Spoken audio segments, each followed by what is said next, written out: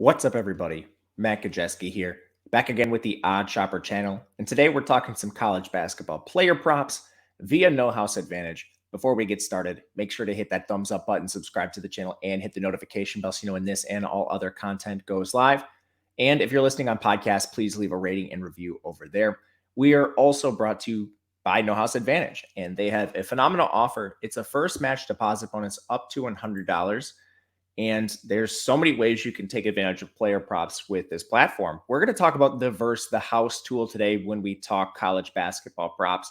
So we'll talk that later. But before, I want to highlight another way you can play player props through a lot of the major sports. And that's with their pick'em contests. And their pick'em contests function like tournaments. So it's you versus an array of people in tournament style, making lineups of player props on a confidence interval. These can be big tournaments. They've had prizes as high as $25,000.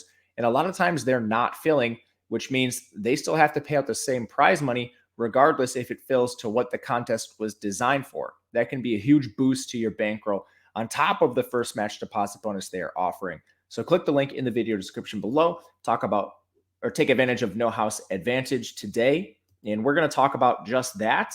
In addition to those pick'em contests, they have versus the house tools, which are essentially you just making lineups with the listed player props. And there's a couple today. It's Friday, a short slate. We don't see as many of the powerhouse conference games, but there is one, Nova taking on St. John's. And there's a couple that stand out with a few bits of value here. We're going to give you two, but just so you know, if you were to play this maybe on a bigger slate or even today's slate, you find five you like, you can do anywhere from 2 to 5. And with that, if you go up to 5, you can 21x your entry fee, which is massive. But we're going to give you 2. And as you can see on the screen, we're kicking things off with Whitmore for Nova. This is a player who's come on strong lately. It's over 13.5 points. On the back end of our projections, he actually comes in right at 15 flat. So what's the deal with Cam Whitmore? Well, he's a young player for this Nova team, and he's taken on more minutes recently. They've actually given him at least 30 minutes in 3 straight games here, which has caused his shot rate to rise from 12% on the season up to 20.5% over the last 3 games. And again, this is a player who's been in an ascending role this year. In highly competitive spots, would expect him to push 30 minutes here, maybe even as high as 33 in some competitive games. And that should be what we have here against St. John's. Villanova is a 4-point underdog, but the total is 140, which means we should get a lot of points here. We also have a St. John's defense, which hasn't necessarily been the strongest inside. They rank 167th in interior defense, which means this could be a spot where Cam Whitmore actually has some production from the interior. But he's not a bad three-point shooter. He'll be used all over the floor. Expect the shot rate to continue. It's the second highest on the team over the last 3 games, trailing only Caleb Daniels. So we're showing a little bit of value here, but I think this is worthwhile. Second one, we are going to scroll down and go to the St. John side with Joel Soriano, 10.5 rebounds. Now, it's similar to the Whitmore prop where it's a high-paced game environment. At least it should be if St. John's can dictate anything. The total is 150, indicating that they're expecting points, which means we should be expecting peripheral stats too. Joel Soriano has also seen an increasing role throughout the year. He's played 35, 33, and 27 minutes in the last 3 games. In that 27-minute game, a little bit of fouls, but ultimately, we know in competitive spots, high leverage games, he's going to play almost every single minute.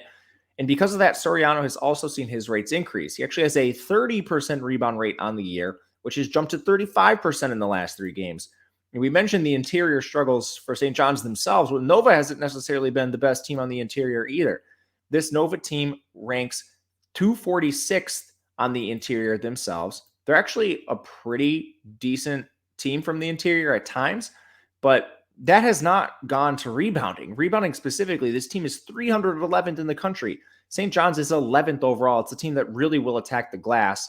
So as far as we could look to points with Soriano, something like that, but the biggest mismatch comes via rebounding. And again, to specify, Nova 311th, St. John's 11th. So drastic difference here. We have this prop on the back end at 11.6, so a full rebound over the listed prop at 10.5. We'll go over here. And if we were to hit these both, would pay 3x. Again, you can tag on some more props if you'd like.